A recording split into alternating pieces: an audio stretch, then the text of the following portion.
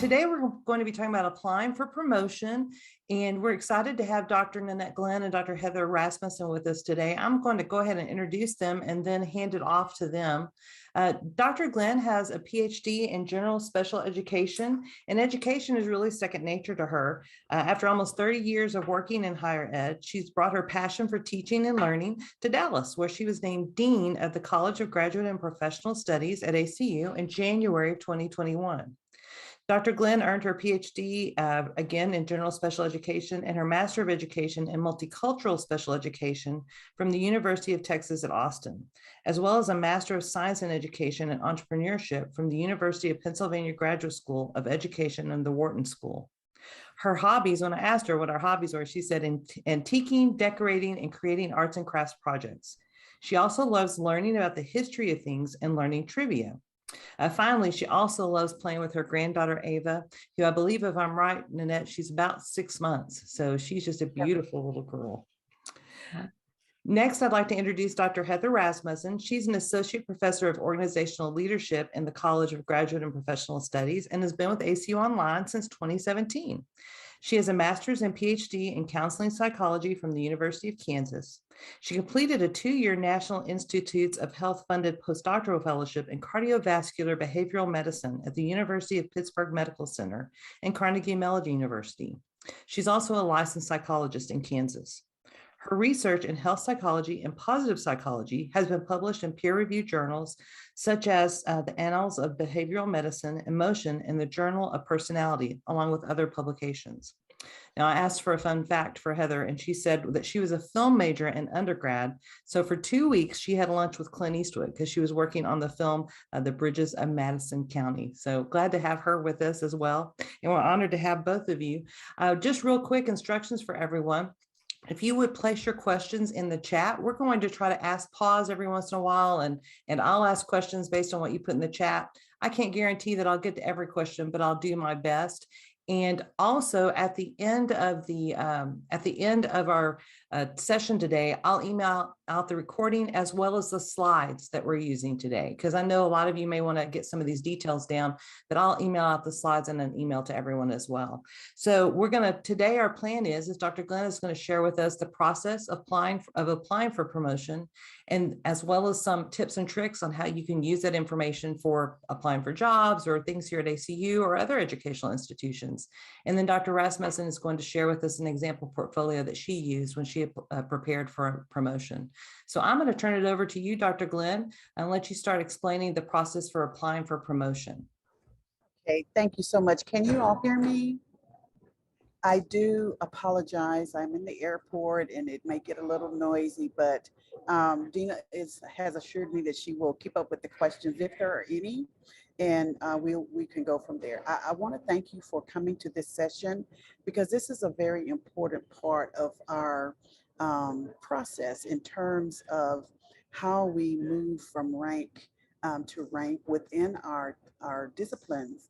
And it is a wonderful opportunity to be able to kind of be rewarded for our work. So while I am really going to be speaking about full-time faculty, any of you that are adjuncts considering full-time faculty positions, this is very, very good information for you as well. So again, when we apply for promotion, we're looking at well-deserved rewards for full-time faculty. And the focus at ACU is on teaching, scholarship, and service. And promotions can be sought at various points within your career that we'll go over in just a moment.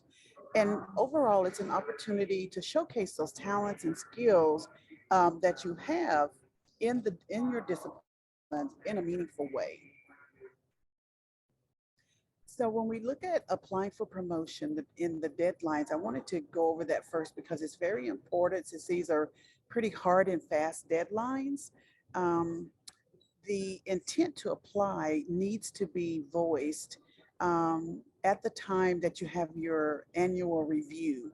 So if you're a faculty member, when you have your annual review with your program director, that is the time. Or if you're a program director, then you would have at the annual review, if you're wanting to apply for promotion, then you would let me know that. And the reason we do that is because it kind of gives me an opportunity to know how many individuals are applying for promotion, and then we can get that information to the committees.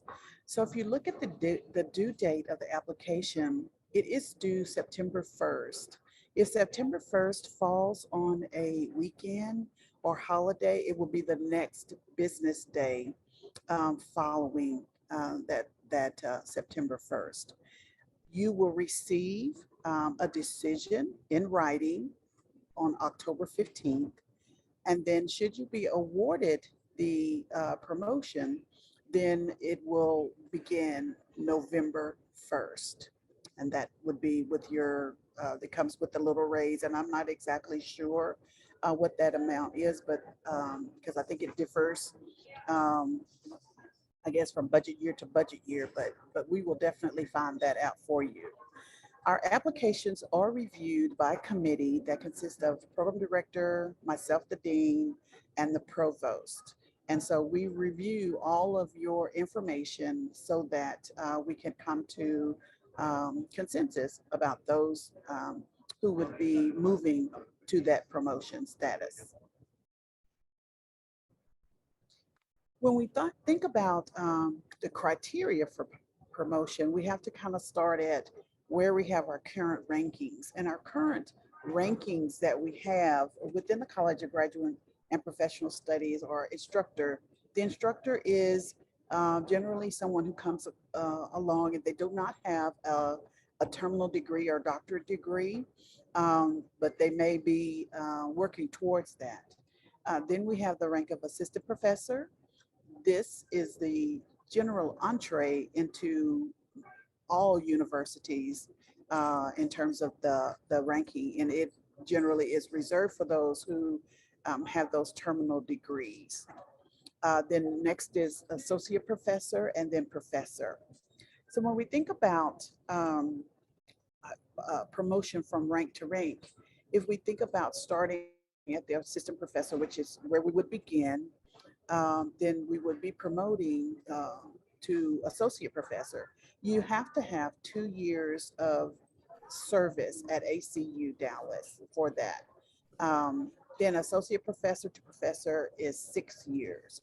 So some of you may have years with ACU main campus, and that's fine. We just want to make sure that you have the years of service for the ACU system. And I know I did say Dallas, but the system.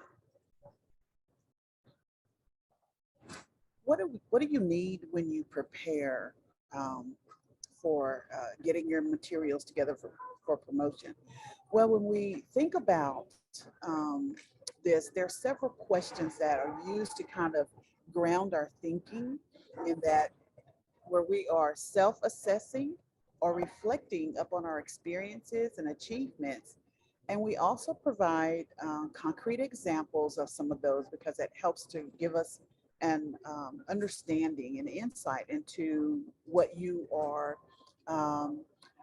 putting down as your information in answering your questions. So the questions we kind of think about are, what have been my professional accomplishments and how has my career been shaped by these accomplishments? And it is a good practice to, if you're not doing this right now, is to just kind of track those so that you're not missing anything.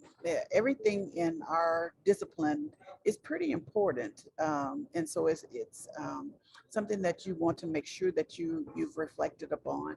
Also, some of us have had struggles or challenges. And how have those struggles or challenges framed your career? What did you learn from that? How have you grown as a professor or as instructor in and through those challenges and struggles that you have had? It's very important to be able to kind of paint a picture about that, you know. So that's a question you need to ask also in your preparation. And then again, you should be keeping current in your discipline. So what changes have occurred in your discipline that have shaped your goals. So, for example, standards have changed. If there has been new thinking that has changed, how has that impacted you? And then finally, what are some contributions that you have made to ACU Dallas? We want to think about, how those things are helping you to be able to shape what you're doing. And once you get all of this information aligned and you thought it out, and it's a good probably practice to write it out before you begin to prepare, that would be great. Again, in terms of preparation, here are some reflective questions about your teaching effectiveness that you may want to really center on. If you look at the areas right there in purple on the left, these are kind of maybe how you want to frame. You don't have to necessarily do it that way, but you can frame your thoughts and writings in that way as well. So some knowledge of subject matter. Do you know your subject matter? Have you kept current and relevant in your discipline?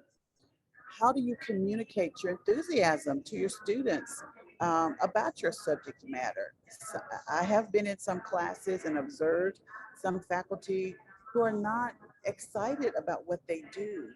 And we want to be able to know that you're excited, that you're able to kind of have your students live vicariously through you, and maybe some of the things that you have done, and maybe that's some of the things that they want to do. How have you self-reflected and reflected upon your improvement? What are you doing to improve your instruction and how you deliver it?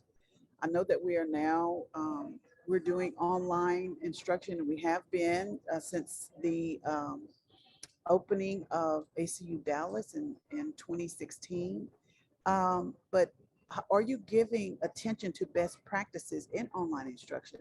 What techniques and tricks or tips do you use or do you work with in terms of your faculty to be able to improve your instruction? And then finally, teaching as vocation. Are you expressing to your students how their work aligns with God's purpose and his work in this world? Do you see your own work as vocation, and how are you demonstrating that? Those are very, very good reflective questions when you talk about your teaching effectiveness. And then finally, the contents of the application. And it is going to be great when Heather goes over showing you example through hers. But these are the materials that are going to be submitted as a website at blogs.acu.edu. So you will have to put in your application PDF copies of your annual review since starting at ACU Dallas. And you can get those from the Activity Insights. And now it's called, they've changed the title of it. It's still the same, but it's called Faculty Success. So you can go in there and you can pull your annual applications. They're making sure that your program director has completed the information to respond to your information that you have put in about how you've kept up with everything. So if you need assistance with that, please reach out to your program director or reach out to Dina or myself, and we can help get those for you. You will also need an updated curriculum vitae. One of the things that is problematic that I have seen in application packets before is that people don't have an updated vitae. They may have things way back from 3 or 4 years ago, but nothing current. So make sure that it's current. You have all of your relevant information. Your personal contact information is current, and all of that. Then you will have a written reflection of your professional development since starting ACU Dallas. Our faculty handbook really requests the ACU Dallas, but it's also good to include other professional development activities that you have had in the past to show depth and breadth of your experiences. So if you could make sure that that is up to date and current as well, that would be great. My apologies for this noise. Then you need to have a written reflection of your approach to teaching effectiveness. And you can go back and follow those 4 areas on the previous slide that can kind of guide your written reflection. Also, you need to document any scholarly activity that you have had. Excuse me. A lot of us have used research studies that we have engaged in, but I have also included Boyer's models here of scholarship. And these 4 areas are really good because when you're a teaching institution like we are, um, it is very difficult sometimes if you're not engaged in research so that you can say, how can I show scholarship in other areas? So you have scholarship of discovery, basically, which is looking at research, yes, that you have done, but maybe you've assisted in writing book chapters, or you've done some sort of creative activity such as a performance, or you've submitted things to peer-reviewed journals or white papers or working papers. Those are all forms of scholarship of discovery. Scholarship of integration. I love to see presentations of research at conferences or lit reviews, or if you've done workshops in consultation with school districts or other organizations, and also non-academic publications that maybe discipline specific, but they're addressing concerns maybe within a community. So those are all scholarship of integration, scholarship of application. If you are consulting with school districts, as I said before, or with other organizations, you're working on developing some sort of center study or service. You write for a local magazine or newspaper, or even maybe you do podcasts, those types of things where you're applying your discipline. Those are areas of scholarship of application. And then teaching, of course. Here we're talking about publication of teaching materials, instructional materials, innovative materials of strategies that you developed, and even the course revisions that we do, the substantial course revisions or scholarship of teaching that you could also include. And then the final thing is you have to have documentation of service to the university. So that may be committee work that you do, any of those types of things. If you're serving on task forces, those are also something that you could put down. Your church, if you're teaching Bible studies, if you're working with small groups, or you're leading different initiatives at your church, that is a form of service as well. And then in the community, are you working with nonprofit organizations or anything of that nature? These are the items that will be included in your application. And now Heather is going to show us a little bit of what she has done. And before we go on, are there any questions anyone has? I do have one question that came across the chat, Dr. Glenn, and if anyone else has a question, feel free to chat that question as well. But one of the questions that Kippy had, she was wondering if for to be professor, if it had to be 6 years of service required, that it has to be after you were promoted to associate 6 years after, or just 6 years total at ACU Dallas? You know, that's a good question, Kippy. I will find out for you, because I think it may have to be 6 years, because I know going from assistant to associate, we have to have that time. If you were already an associate, it could be that that you would be able to, go on to the professorate at 6 years. So let me find that out. I'd have to check with the provost to determine that. Okay. Anybody else that have some question. questions? I'm just impressed that Dr. Glenn's doing this in an airport and can concentrate well enough to do this. It's very hard. People are dropping things and Oh maybe no, screaming, but it's okay. crying babies. Anybody else have a question? All right, I think what Dr. Rasmussen will be sharing with us will probably answer a lot of people's questions. So Heather, we're going to tag you next, and go from here. Okay, well, thank you. So thank you, Dr. Glenn, for adding all of that information. That's a lot more information than when I went through the promotion process. Dr. Glenn was not here. And of course, the process for applying was a bit more fuzzy because, of course, ACU Dallas was newer and everyone was trying to figure out procedures for Dallas versus what's happening on the Abilene campus. So I leaned a lot on Brian Cole because he had gone through the process before I did. So we were just kind of shooting in the dark, if you will, trying to figure this out. So the first thing that I did, though, was I contacted the help desk here, which is helpdesk@acu.edu, to let them know that I needed a WordPress promotion portfolio. And so they set it up pretty quickly, and they will then send you the information of how to get to your blog portfolio and that kind of thing. And ACU does have that website with information that might be helpful to you. And that is where Dina is going to right now. It's the blogs.acu.edu promotion portfolio. And just know when you look at this website, remind yourself, this is also from the Abilene campus. So there's going to be a lot of stuff on here about tenure, which won't apply to us. So just take what, the nuggets you think apply to you and leave the rest. But this kind of gives you the steps of how to go through this, because there are some similarities. Everybody has to do the sample portfolio on WordPress, for example.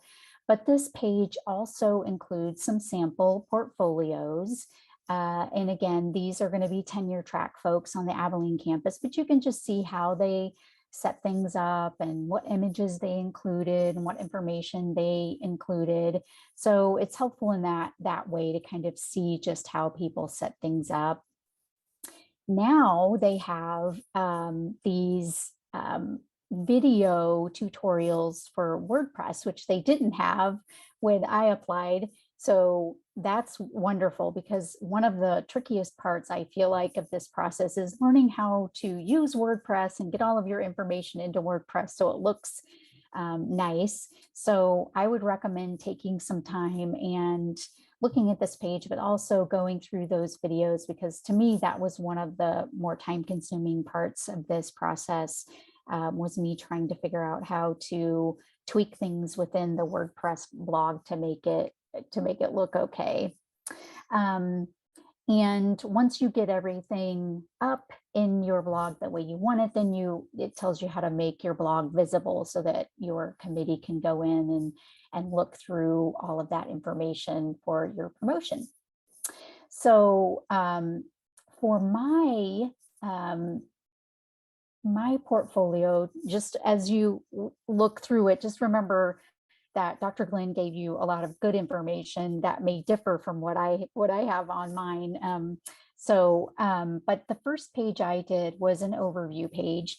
And basically that was my letter to the promotion committee with just an overview of highlights of things that they were going to see. Of course, I included some images, and I included some embedded links to publications and presentations that I had done.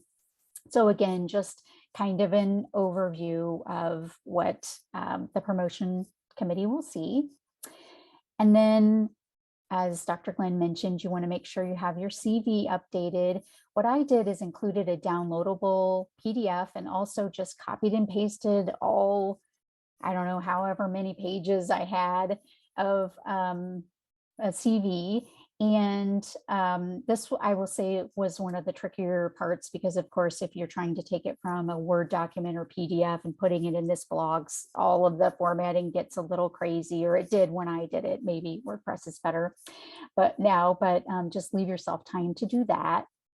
And then, like Dr. Glenn mentioned, the annual reviews, and I just pulled stuff from Activity Insight, and I included some direct quotes of some things. I just pulled those out and put that in the blog, and then put a link into an annual review summary from Activity Insight. So pretty straightforward.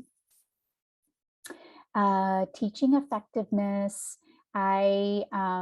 This part, you'll have a lot more information from Dr. Glenn, but this part for me, I just included some narrative there, but also some sample audio feedback I had given to a student, a sample video lecture.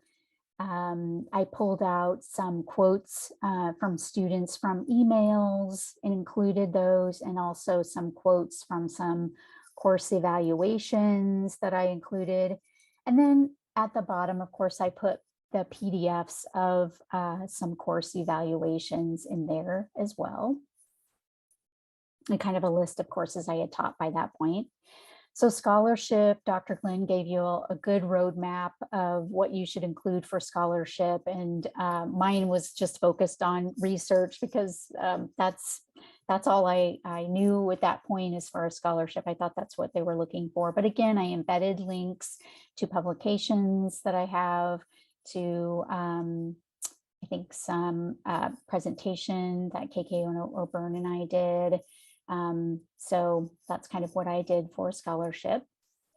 And then service, on this one, I listed the student dissertation committees I had been on up to that point, other committee service that I had done for the university, as well as service that I had done for the profession and the community. And again, I embedded links if, for example, the committee is like, what is Douglas County CASA, or what's the National Charity League, or those others, so they can click and directly go to those websites and learn a little bit more about those.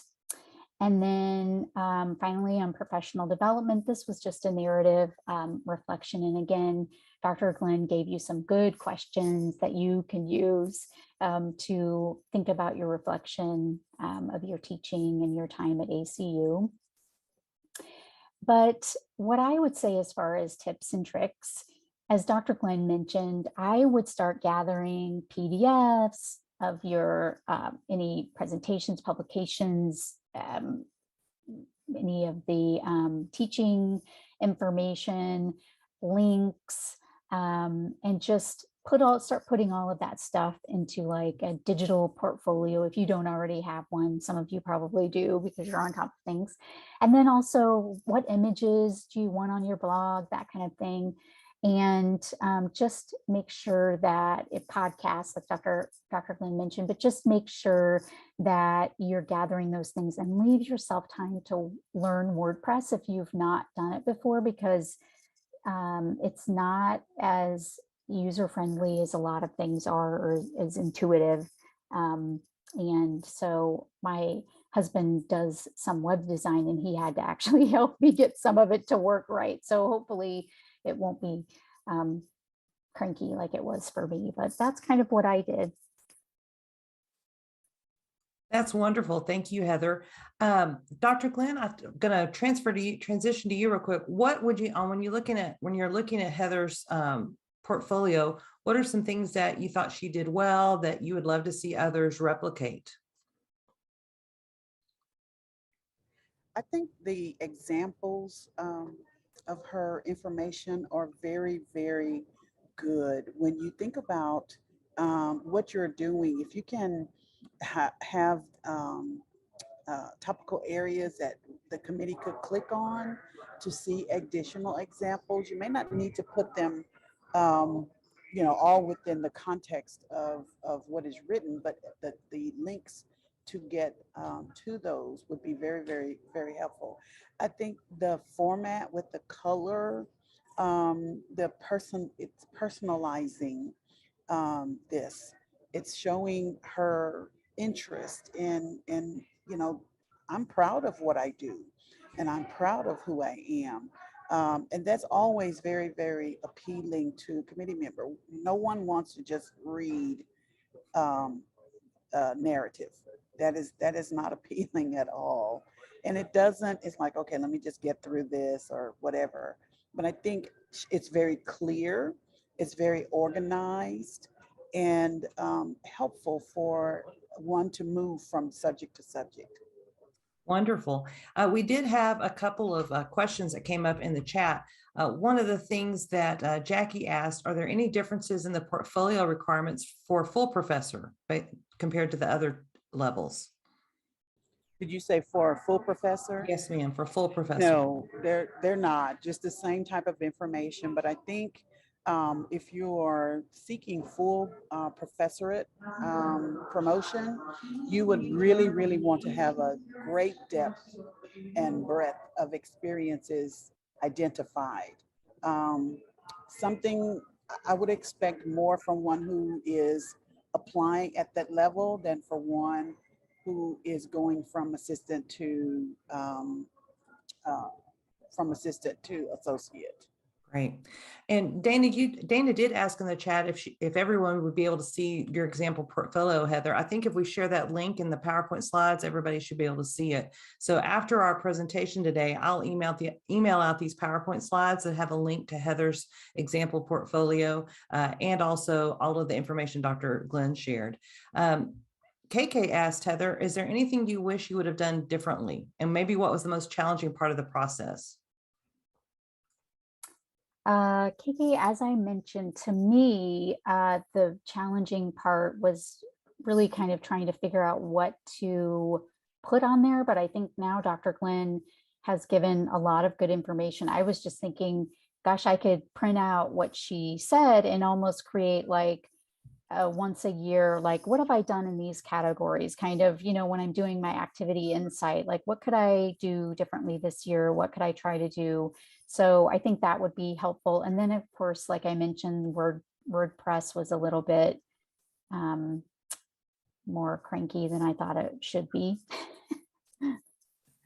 So what you're saying, Heather, is maybe we should start it farther in advance than we think because Yeah. WordPress is a little clunky. Yeah. At least we have the training videos now. What's great about what Heather's provided for us is she's provided us the link to the website that has the WordPress training videos and has instructions on doing your portfolio, and then the link to her as an example. KK also had a question for you, Dr. Glenn. She asked, is she understanding correctly that curriculum development is considered a part of scholarship?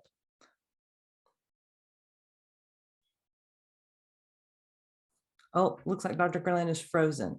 It's my understanding, KK, that yes, that's right. Considering the Boyer's method, and that was in our old faculty handbook, was that curriculum development, like writing the courses, that would be considered as part of scholarship. But you could probably also send it, if you're really worried about it, you could probably send her a message and she could clarify for you, but that's my understanding. KK did have a question if there was a limit to the number of faculty who could be promoted every year, but I think we've lost Dr. Glenn, so maybe not. Oh yeah, everything's a little cranky today, everybody getting snow. All right, so I'm going to stop the share here and let me see what time it is. One of the things that we thought we would do is take other questions. If anybody had another question that maybe we can answer, or since we've lost Dr. Glenn, there she is. Great. Hi, Dr. Glenn, can you hear us? Yes, I can now. I lost my connection. We had a question if there was a limit to the number of people who could be promoted yearly. No, there's not been anything expressed to me in that way. I would love for as many people to go through that process as possible because it really shows that people are interested in seeking that additional rank. It shows scholarship and activity. And I think it would, sorry, that's the trash people.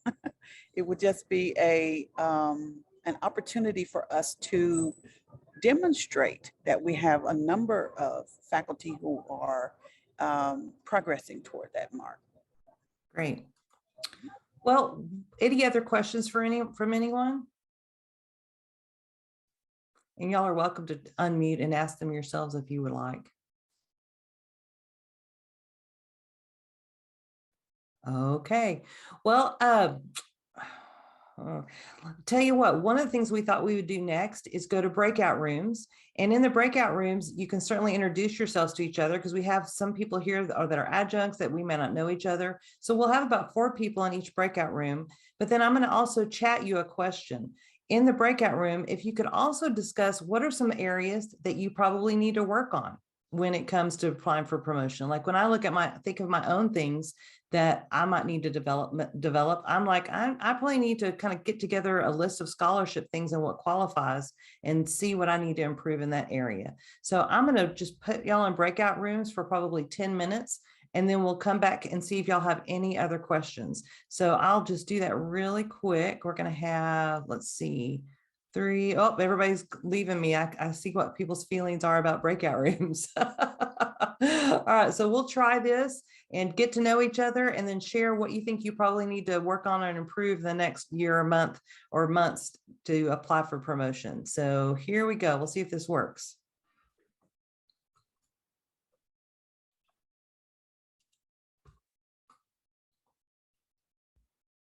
All right.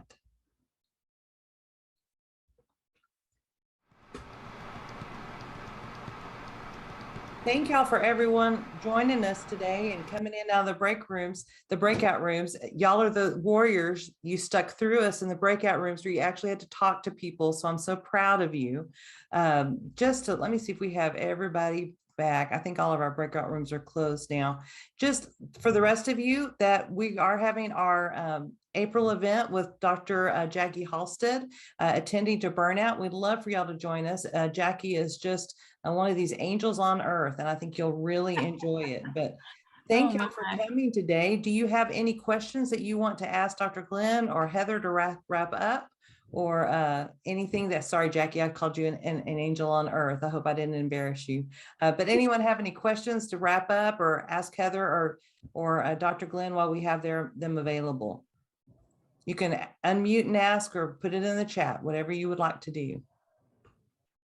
Dr. Counts, this is Ann Lucetti. I just want to say thank you for that breakout room. That was a wonderful surprise. And thank you for Dr. Glenn for her insight.